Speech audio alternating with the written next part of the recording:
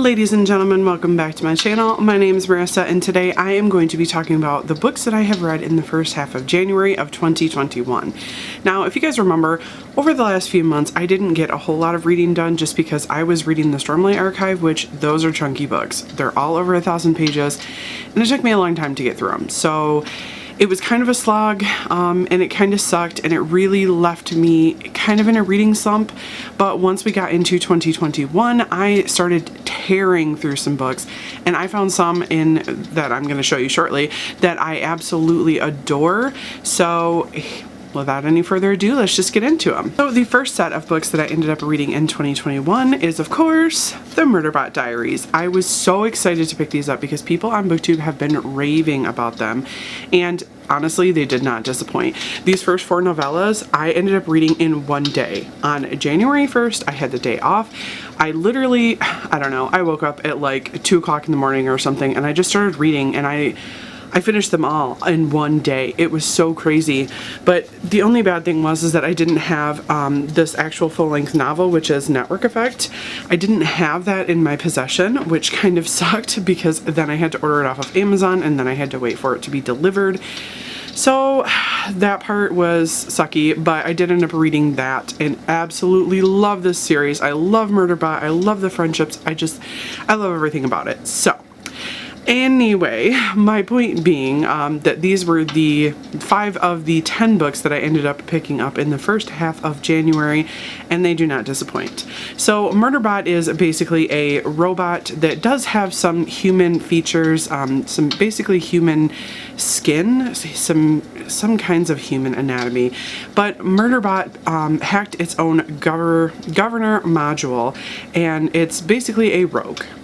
So in the beginning of the series, Murderbot is just following along with these contracts because this company contracts these Murderbots, or sec units as they're called, out to people for security purposes. They're supposed to protect the people that they're there to protect, and Murderbot just likes watching soap operas.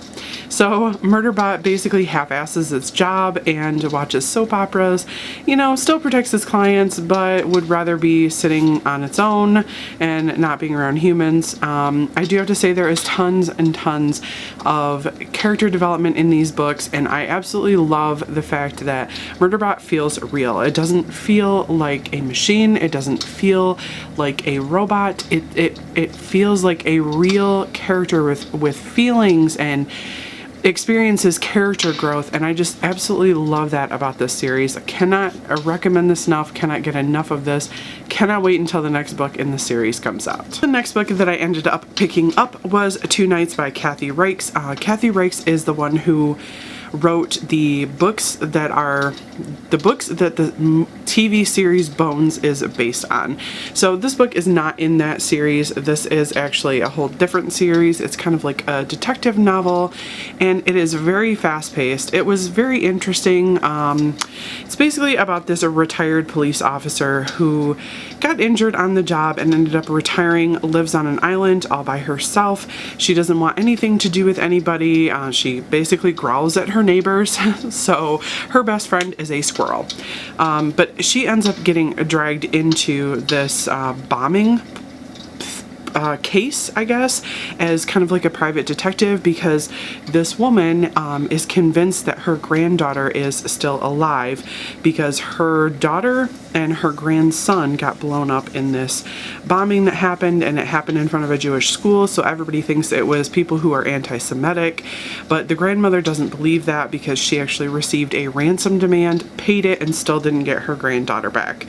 So the woman's name in this book is called Sunday Night, which is part of the reason why it's called Two Nights. And she ends up starting to investigate this case. She's a total badass. She does get hurt quite a bit in here, but you know, ultimately good always wins. So it was a decent book. I wouldn't say that I would like to read any more of the series, but I do really enjoy Kathy Reichs' writing style, so I would definitely be picking up more of her books in the future. So the next book that I ended up finishing was Assassin's Quest, which is the 3rd book in the Farseer trilogy by Robin Hobb. Now, I did listen to this on audiobook. I'm with this series, I'm still at the point where there's a lot of a lot of boring parts in these books. It's a lot of slow parts. It's a lot of, hey, let's go back and re-explain the first two books, which is like, I don't feel that's necessary because people know that they're in a series, or people should know that they're in a series.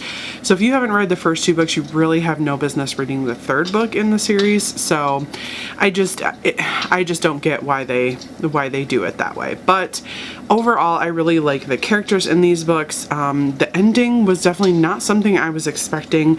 I do feel like it was a little too long and drawn out. This third book was very long. I ended up renting it from my local library, of course from Hoopla, and I ended up having to extend the loan on it because it was so long that I couldn't listen to it all within the 21-day period that they gave me, which nobody else had a hold on it, so I guess that was good for me. But yeah, overall, I like the series. Would I read it again or listen to it again? No, I don't think so. It wasn't that great. So the next book that I ended up listening to was also, of course, on audiobook, and that is Sorry Not Sorry by Naya Rivera.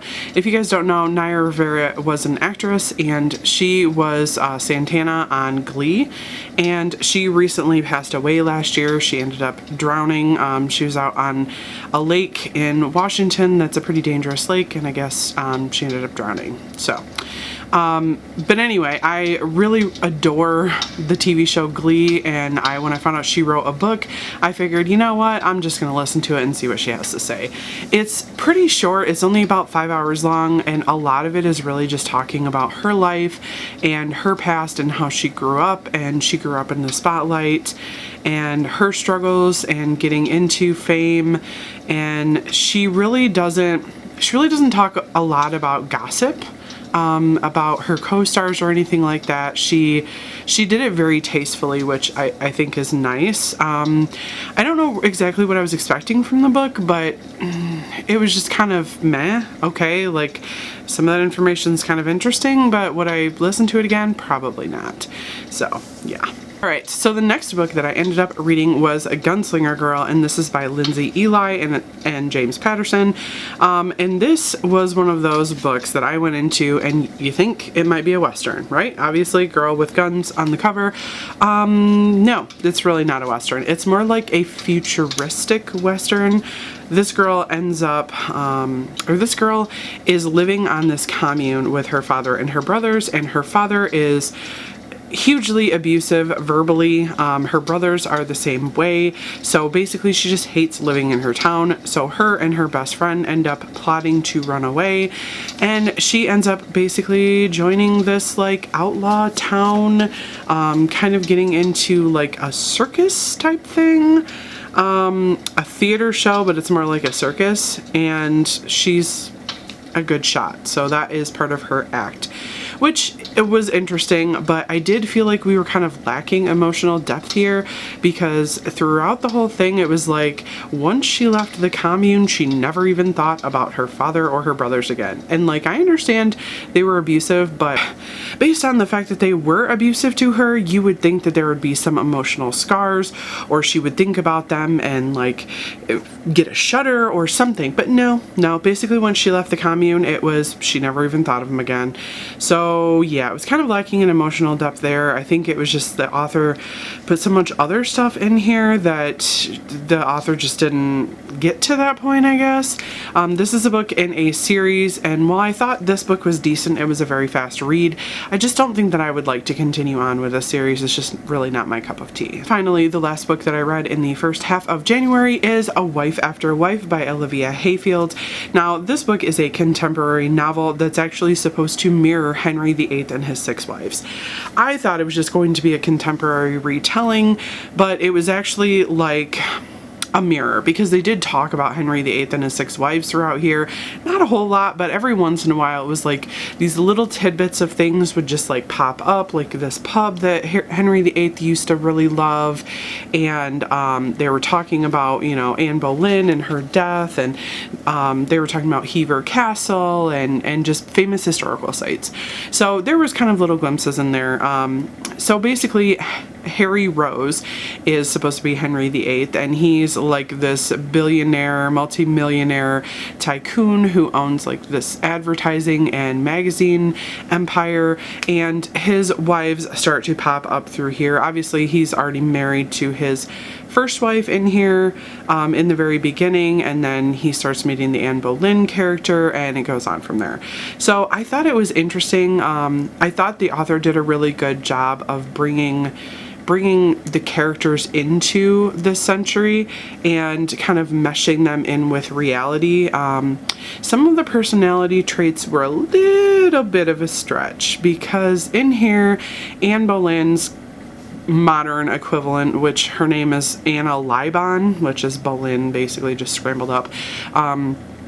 But Anna is portrayed as an ice queen, just doesn't give a crap about Harry, and you know, he is trying to woo her, and then all of a sudden it's like this, and all of a sudden she's madly, deeply in love with him and doesn't care, you know, who she steps on to get in the way, because obviously her sister was Henry VIII's mistress too.